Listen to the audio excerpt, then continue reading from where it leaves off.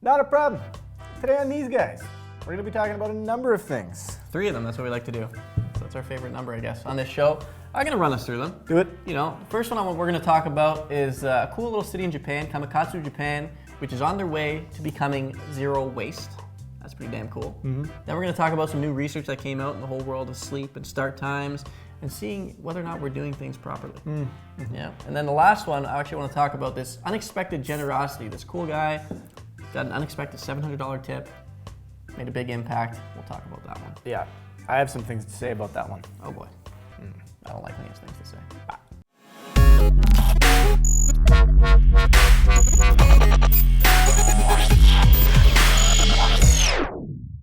Alrighty, Marcus is going to get us started. I'm going to start the timer. Go. Okay, time's already gone by. So as I mentioned, the first thing I want to talk about is a cool little city in Japan called Kamakatsu, Japan, which in 2003 implemented a new system to remedy their overall waste management issue. So this country was previously doing open incineration to remove their garbage. The community didn't like what that was doing to the environment. They were feeling it, they were seeing it, they wanted to do something about it. So together they implemented this system, albeit very complex system, where people are required to separate their garbage into 34 different categories. Come on, don't bullshit me. Bullshit. Bullshit. Bullshit. Bullshit. But the end result, now several years later, at this point right now, they're actually 80% of their waste is actually recycled, reused, composted. And they expect to be completely zero waste by 2020. Wow. Cool. Now, what's particularly impressive about this, and what I think it has kind of helped it to go further, is how much the community has actually embraced it. So at first, yeah, it was tedious. Some of the people, even in the video, were talking about how it's a bit of a pain in the ass at points, you know, and some people still don't do it 100% correct. But they actually came together and made this whole community around it, where there's actually 2 specific places in the community, one being a shop where people can come and actually drop off anything or pick up anything for free. So it's just like a free exchange of any items, so people are intermingling with one another that way. And there's actual a factory that uses some of the reusable items and manufactures new things, such as random pieces of material or flag that they're putting together and making into jackets or shirts. Good idea. So they've actually made this entire culture around this recycling thing, and now it's an actual community goal to get to that zero waste point. So for me, what I loved about this is that it shows the power in community. Yep. It shows the power to change how much waste we use in this world, and it's something that's really easily changeable. There's so many things that we're like, how can we make an impact? Look at this, it's pretty real, and it shows how optional a lot of our current waste management systems really are. If we put our time, if we put our energy into it, I'm giving my thumbs up, even though we've never done that before, but I'm giving my thumbs up to Kamakatsu, Japan for their zero waste management efforts. Oh, Yeah. finished right in the time there. I mean, there's some interesting factors here. If you start my timer, I'll start talking about them. I'm going to do it right now. I don't even know if I have enough time to talk about them all, but I'm going to try here. Obviously, people are going to say right off the top, like when you start implement these systems on a bigger scale, it becomes impossible. There's a lot of challenges out there when you look up zero waste, you look up the different programs. A lot of people are saying, you know, this is like a dream that people have, but there's no way we could actually ever do it. And I can understand that to some degree. So in my 40 seconds that I have left, I'm basically just going to talk about ideas that we can start putting into our minds to start actually taking steps to producing a lot less waste in our own lives, and then potentially you're inspired to try and do something in your community. But right off the top, think about what you actually buy, and is there a better way to buy it? So like if you're at the store and you can buy a bulk item, maybe you bring a reusable bag and do that yourself. You know, these are some things that you could possibly do. So think about what you're purchasing. At the same time, everybody loves freebies and free things. The crowd is really excited tonight. They know what's at stake, Dick. Yep, getting their home team into the NBA. Now I'm talking about free corn dogs. Oh, that's right. It's free corn dog night. Anytime you're at an event and it's like, oh, there's a free thing, or you're the company that has, think about what you're giving away and what that free thing is. Is it really just going to go to the trash? I want to throw the flag. You couldn't throw the flag. Okay, it's holiday time. It's holiday time. Stocking stuffers. Think about how much useless crap goes in those stockings sometimes, and they end up in the garbage. I had to go over time because I needed to say that. You tried to use the holidays Christmas, as a yes, segue. right? I didn't want to get out the flag, so that's it. Oh, I have a feeling a referee is going to make an appearance on that one right there. I don't know. You can't do that! You But, can do that. Yeah. Okay. Well, you're not going to get any break, especially after doing that. You're going straight into your next thing. You're going to talk to us about, you know, some alternate timing of things. Okay, yeah. I mean, So I'm going to start that time. You get 2 minutes for it. Okay. Go ahead. leading sleep scientist, Dr. Paul Kelly, has some interesting research.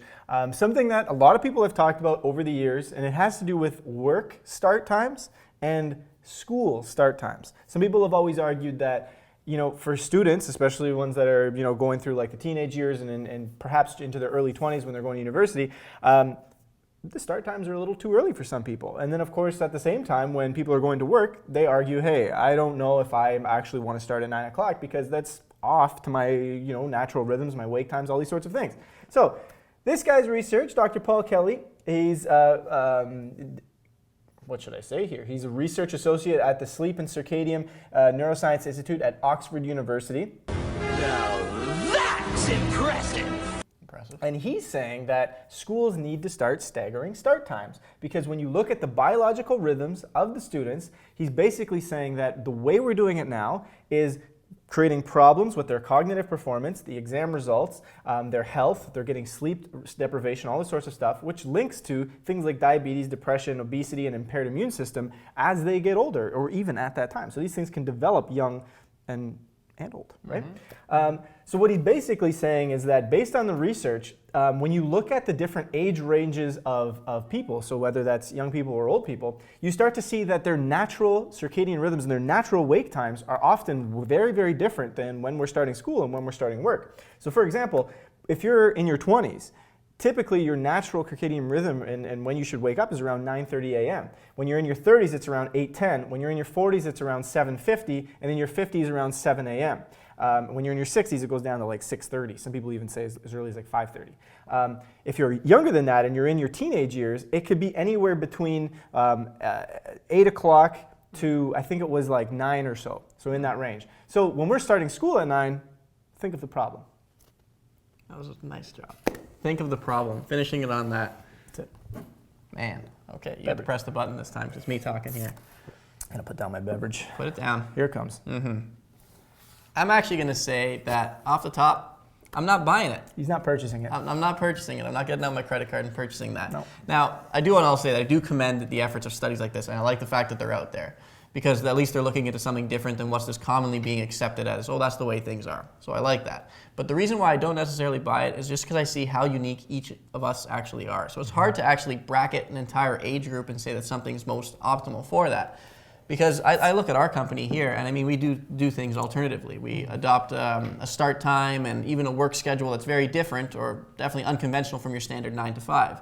And for some people, it works really well, while in other people, there still are issues with productivity, issues with motivation. So I think the real issue that needs to be looked at here is people's fundamental personal development. Because if that's not right, you're not going to get anything right. So that's why I would encourage people to look at studies like this to actually inspire you to look at your own habits, your own behaviors, and correct those, and then you'll find the optimal sleeping schedule and everything schedule. You went 2 seconds over. Look, you already asked for a Christmas gift earlier, okay? Went 2 seconds over. That's shit. All right, fine. I'm all over it. I do like the whole look within. Change starts within. Yes. Idea. Yes, me too. I believe we have one more to talk about here. Here it comes. Go. I'm ready. I'm going to be talking about a pizza delivery guy. I never thought I'd talk about a pizza delivery guy on these guys, but I'm happy to. His name is Jeff Lewis from Mentor, Ohio. Jeff was brought into work slightly earlier than his usual start time, maybe because of the study. You know? But he was brought in slightly earlier to do a bigger delivery to a local church, the Life Point Church, also in Mentor, Ohio. So he was brought in, you know, typical day, going there, picking up the large quantities of pizzas because it's going to a church, so I guess it was a larger amount. And when he got there, at first he was a little bit weirded out because they actually asked him to bring just one of the pizzas into the church and to walk it up to the front of the altar or the front of the congregation, if you want to call it that. He's a little weirded out. Seems a little bit ritualistic, who knows. But he went ahead with it while feeling a little awkward. And once he got up there, the pastor at the church, Ken Wright, actually encouraged the congregation to come together and give him a sizable tip. So everyone kind of gave their contribution, much like they do, I guess, when they pass around the basket or something like that, but geared toward this guy. And his goal was to try and get him $100 as a tip, just as a thing in the light of the holiday season being around. Just wanted to do a nice gesture, inspire the community to do things like that. The community ended up coming together to give this guy a $700 tip on this pizza delivery. Now, he was obviously flabbergasted, taken back by this. What they didn't expect is that when he got back to his car, he actually filmed a video, which he released to his friends, eventually went viral. Everybody's seen it now, where he showed how much this $700 tip actually impacted him and changed his life, how badly he needed it at that point, and how much this was going to help trigger a bit of an overturn in the way, or an overhaul in the way he was doing things. So for me, what I want to get at with this is the power, again, in people coming together, much like we saw in Kamakatsu, but now this is out of generosity. I mean, it's the holiday season now, so I'm going to challenge people to do something like this. Maybe either be a part of one, organize one. It doesn't need to be this massive a scale, but just do something, whether it be before the holidays or after the holidays. I'm definitely throwing my towel because I have it anyway now. You might as well. I used it well. You might as well. My microphone's falling down my shirt, but I'll just pick that up. Just pick it up. I'll just You pick gotta it up. do this. We gotta do it live. We can do things like this can do it live. on these guys. I'll give you a 10-second extra Yep. because of technical I'm difficulties. just gonna hold it. Just gonna hold So basically, I want to challenge people to do something nice. I want to challenge them to work together to think of something that people wouldn't expect, because you never know the impact it's going to have. And I want to bring up that quote of not doing things for the sake of what you get in terms of even the gratification inside, but doing it just because you want to do it for other people. And don't worry about if you never get any recognition for it. That's it. That's all. Yes. 4 seconds under with the microphone mishap. I'm clipping it on now. No, it's okay. We're calling Yes. the microphone manufacturer. Their clips obviously are just not as good. Get out the calligraphy pen. I will. We're gonna write a letter. Yes. No problem. Okay. Okay. What do I want to say about that? All right. Okay. And you're off. Yep. I'm probably gonna throw my flag. I'm saying this already. Okay, so money is a tricky thing because when people look at money, they often say, well, you know, if I give somebody money, they're just going to waste it. So what was it, 400? 500? Did you pay 500 for this? Over 6? Can't be 7. Don't tell me you paid $700 for this jacket. Much like people say that about homeless people, which I'm sure there are situations where that happens. You know, and people always bring up the idea, oh, well, if this person is struggling financially, it's probably because of something that they have in their mind about money, and so they're always going to struggle financially. So if you give them money, they're going to waste it. And I do agree that those situations exist, but it's not the case all the time. And what I want to do is bring in a personal experience here to show how much, just like in his case, how meaningful it can be to actually give to people, and how often we actually have preconceived notions of people and we don't really understand their situation. A couple situations. Actually, we'll keep it simple. We'll go to one. Basically, when I look back to flag time. All right. Okay. Threw it early. I look back to the start of CE and how things were going, and it was a time for me where it was like what we were doing here, it cost money to do some of it, and I didn't have a lot of money at the time. And it was like one of those things where you're putting in a lot of time, you know how much work it takes to build up an organization like this and do what it takes. So it's not like you can have all these other jobs on the go. I was being supported by a girlfriend at the time, and so that was taking care of a decent chunk of things, but the company required money itself to do what it needed to do. We had people who believed in and started to actually fund what we were doing.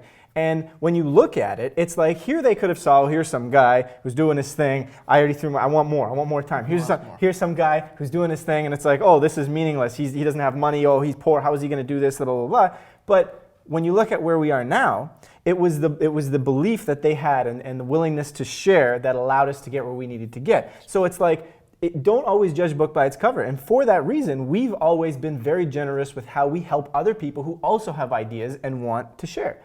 That's it. I know I went way over my time. You can't do that!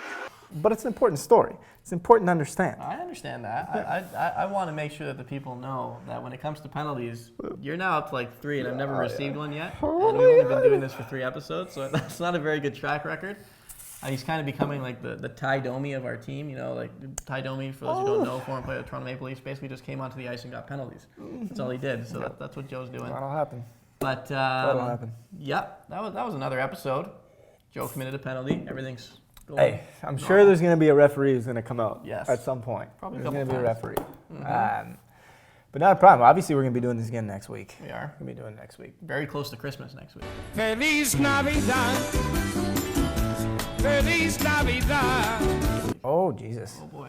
I don't think anybody's going to watch it because it's Christmas time. Nobody watches things at Christmas. Everybody's just eating lots of food. Feliz Navidad. That's it. Yeah. Jesus and Santa. It's been these guys.